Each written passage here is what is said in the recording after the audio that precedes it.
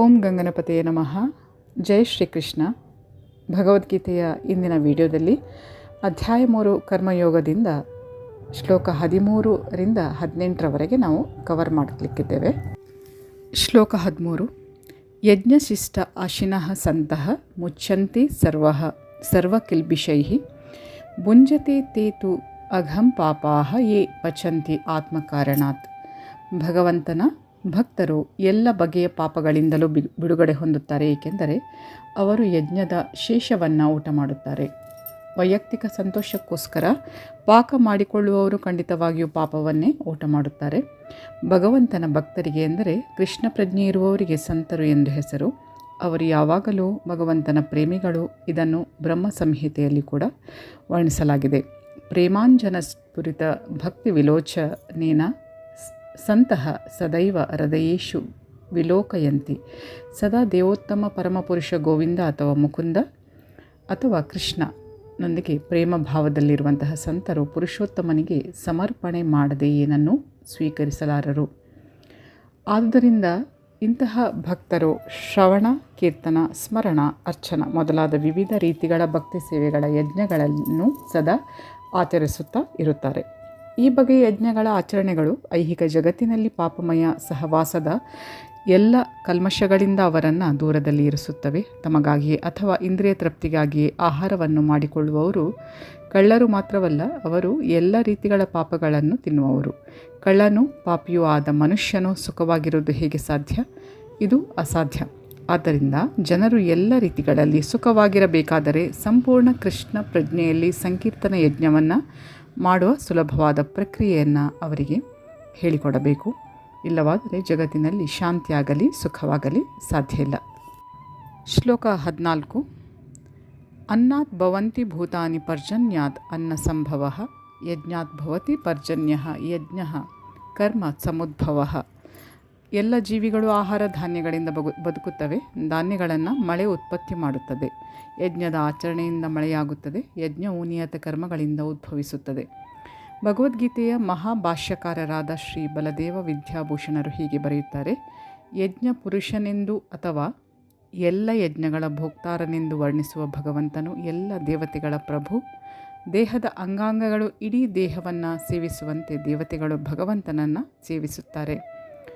ಇಂದ್ರ, ಚಂದ್ರ ಮತ್ತು ವರುಣ ಮೊದಲಾದ ದೇವತೆಗಳು ಐಹಿಕ ವ್ಯವಹಾರಗಳನ್ನು ನಿರ್ವಹಿಸಲು ನೇಮಿತರಾದ ಅಧಿಕಾರಿಗಳು.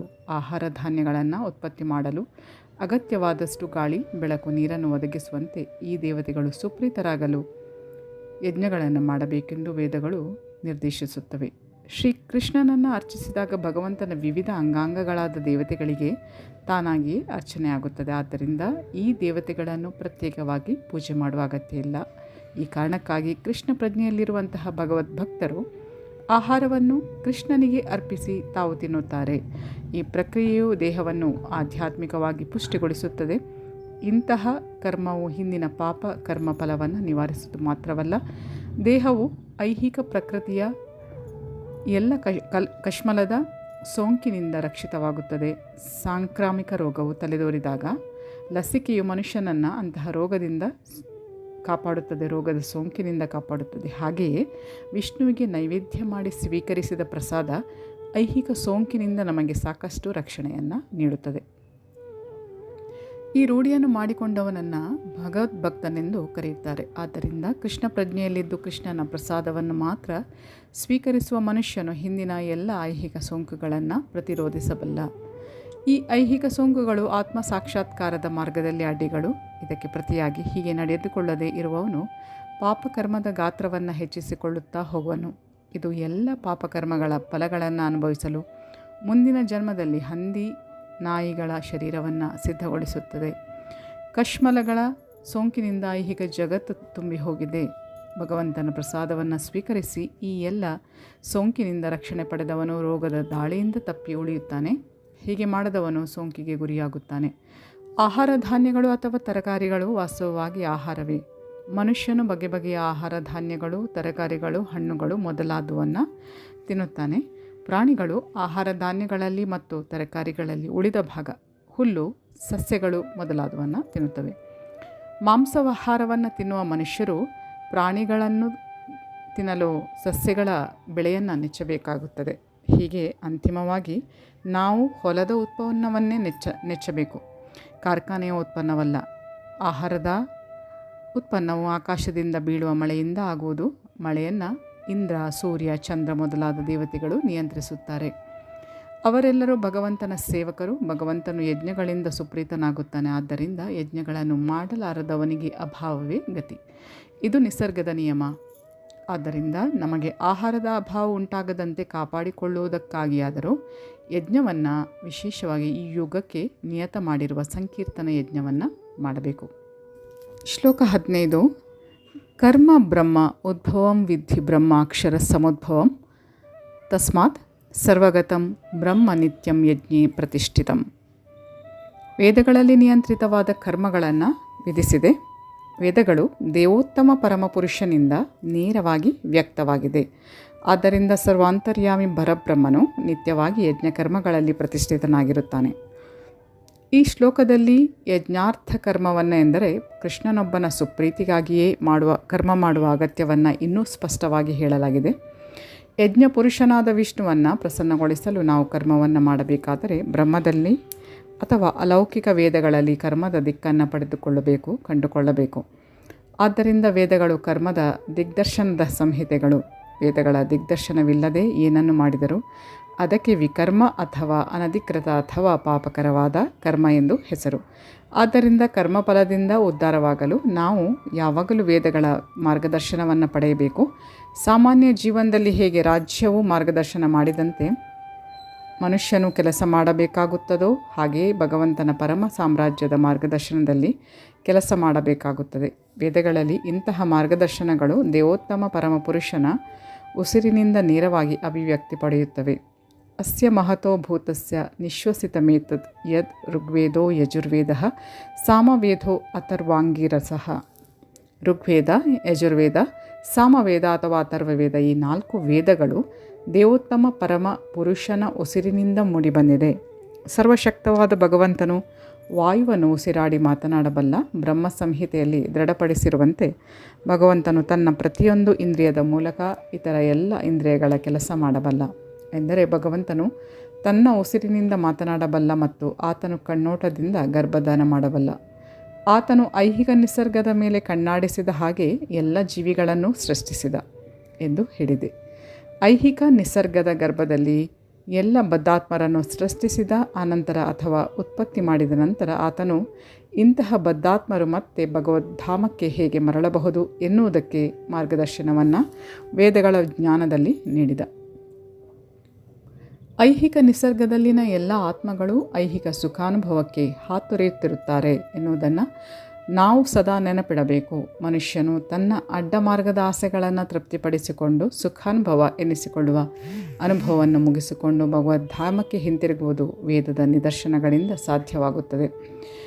ಬದ್ಧಾತ್ಮಗಳಿಗೆ ಮುಕ್ತಿಯನ್ನು ಸಾಧಿಸಲು ಇದು ಒಂದು ಅವಕಾಶ. ಆದ್ದರಿಂದ ಬದ್ಧಾತ್ಮಗಳು ಕೃಷ್ಣ ಪ್ರಜ್ಞೆಯ ಮೂಲಕ ಯಜ್ಞದ ಪ್ರಕ್ರಿಯೆಯನ್ನು ಅನುಸರಿಸಲು ಪ್ರಯತ್ನಿಸಬೇಕು.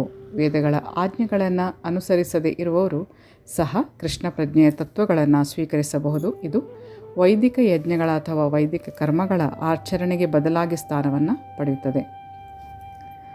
ಏವಂ ಪ್ರವರ್ತಿತಂ ಚಕ್ರಂ ನ ಅನುವರ್ತಯತಿ ಇಹ ಯಃ ಅಗ ಆಯುಃ ಇಂದ್ರಿಯ ಆರಾಮಃ ಮೋಘಂ ಪಾರ್ಥ ಸಹ ಜೀವತಿ.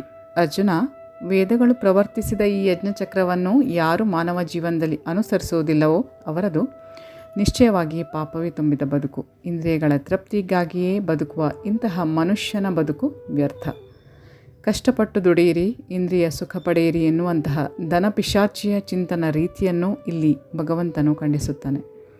ಆದ್ದರಿಂದ ಈ ಐಹಿಕ ಜಗತ್ತನ್ನು ಸವಿಯಲು ಬಯಸುವವರಿಗೆ ಮೇಲೆ ಹೇಳಿದ ಯಜ್ಞಾಚರಣೆಯ ಚಕ್ರವು ತೀರ ಅಗತ್ಯ.